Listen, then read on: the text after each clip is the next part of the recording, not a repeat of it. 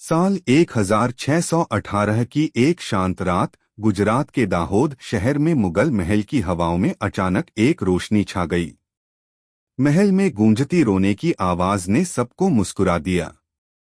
Nurse ने खुश होकर कहा, मुबारक हो, राजकुमार आया है। शाहजहां और मुमताज महल ने अपने छोटे बेटे को गोद में लिया। बच्चे की आंखों में जन्म लेते ही एक अजीब सी गंभीरता थी, जैसे वह दुनिया में किसी खास मकसद से आया हो। उसी रात शाहजहां ने एक सपना देखा, जिसमें एक बुजुर्ग आलिम कह रहे थे, ये बच्चा आम बादशाहों जैसा नहीं होगा। यह खुदा का सच्चा बंदा, इंसाफ का मालिक और दुनिया जीतने वाला होगा।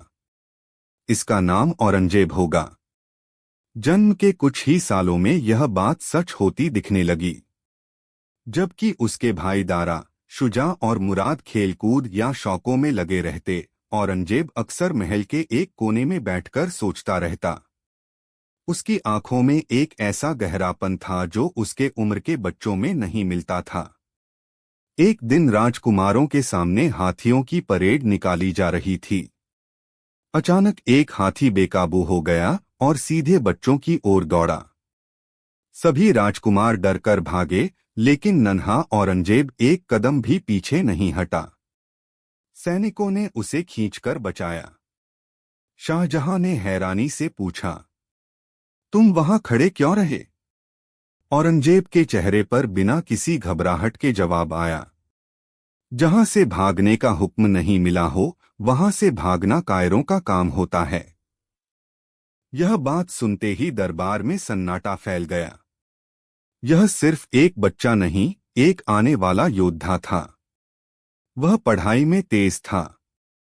किताबें कम पढ़ता, मगर जो पढ़ता उसे गहराई से समझता। फिक्ह, हदीस और फौजी रणनीति में उसकी पकड़ कमाल की थी। एक दिन उसके उस्ताद ने पूछा, तुम बड़े होकर क्या बनना चाहते हो? औरंगजेब ने शांत स्वर में कहा, मैं ऐसा बादशाह बनना चाहता हूं जिसकी दौलत सोने की नहीं, नेकियों की हो। समय बीतता गया। साल 1631 में उसकी जिंदगी का सबसे मुश्किल पल आया। मुमताज महल दुनिया छोड़ गईं। महल में रोने की आवाजें थीं। शाहजहां टूट गया था। औरंगजेब आगे बढ़ा और पिता के कंधे पर हाथ रखते हुए बोला, मैं आपकी मां का सहारा बनूंगा। उस दिन उसके भीतर की सख्ती और उसके ईमान की गहराई और बढ़ गई। कुछ सालों बाद जब शाहजहां बूढ़ा और बीमार हुआ, तो मुगल सल्तनत पर एक अंधेरा सा छा गया। ताज के लिए चारों भाई लड़ने को तैयार थे। दारा सूफी विचारों वाला, लोगों का चहेता। शुजा शौकीन। मुराद बहादुर मगर जल्दबाज। औरंगजेब शांत पर रणनीति का उस्ताद। सल्तनत में हलचल थी। एक रात औरंगजेब ने अपने करीबी अमीर से कहा, मुझे ताज की चाहत नहीं, लेकिन अगर मैं बादशाह नहीं बना तो सल्तनत कायम नहीं रहेगी। फिर वही हुआ जिसकी किसी को उम्मीद नहीं थी। चारों भाई मैदान में उतर आए।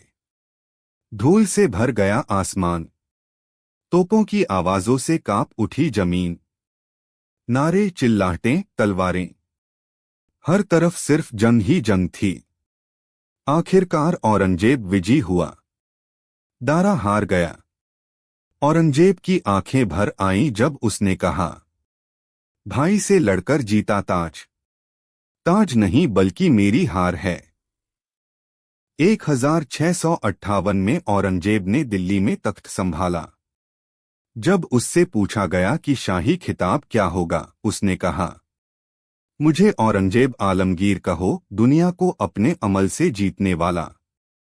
उसने दरबार में पहला ही फरमान जारी किया, सल्तनत की कमाई गरीबों और मजलूमों पर खर्च होगी। मैं अपना खर्च अपनी मेहनत से चलाऊंगा। लोग हैरान रह गए। एक बादशाह जो अपने हाथ से कुरान लिखकर रोजी कमाएगा? लेकिन वह अपने फैसले पर अडिग रहा। एक दिन अदालत में एक बूढ़ी औरत आई।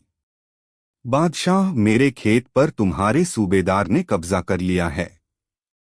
सबके होश उड़ गए। एक आम औरत बादशाह के सामने। लेकिन औरंगजेब ने कहा, जिसके साथ जुल्म हुआ वह मेरा मेहमान है। जांच हुई और सूबेदार को उसी दिन बर्खास्त कर दिया गया। दुनिया मान गई, ये बादशाह इंसाफ के मामले में किसी का लिहाज नहीं करता। दूसरी तरफ दक्खन जल रहा था। बीजापुर, गोलकोंडा और शिवाजी का मराठा साम्राज्य लगातार चुनौती दे रहा था। दक्खन की धरती उसके लिए एक अंतहीन जंग बन गई। शिवाजी और उसके रणनीतिक दिमाग से मुकाबला सिर्फ युद्ध नहीं था, यह दो महान दिमागों की जंग थी। साल बीतते गए। औरंगजेब की उम्र बढ़ती गई। दक्खन की मिट्टी में उसकी थकान, उसकी मेहनत और उसके खून के निशान दर्ज होते गए। धीरे धीरे उसका शरीर कमजोर होने लगा, मगर इरादा लोहे जैसा ही रहा। 1707 की एक शांत शाम 80 साल का बूढ़ा बादशाह एक साधारण तंबू में बैठा कुरान पढ़ रहा था। उसका न तो कोई शाही बिस्तर था, न चांदी की थालियां, न शहनाइयां, बस एक चटाई और उसका खुद लिखा हुआ कुरान। उसने अपने बेटे को आखिरी खत लिखा, मैं बहुत गरीब मर रहा हूं। मेरे कफन के पैसे भी मेरी जेब में नहीं हैं। मैंने जो कुछ किया सिर्फ खुदा की रजा के लिए किया। नमाज के लिए वह उठने लगा, लेकिन हाथ कांपा और उसी हालत में उसने दुनिया को अलविदा कह दिया। उसके करीबियों ने कहा, उसने दुनिया फतह की, मगर खुद के लिए कुछ न रखा। वह बादशाह होकर भी एक फकीर था। एक बादशाह जिसने इतिहास में सबसे बड़ी सल्तनत छोड़ी, मगर अपनी जिंदगी मजहब, इंसाफ, सादगी और ईमानदारी में गुजार दी। यही उसकी असली विरासत है।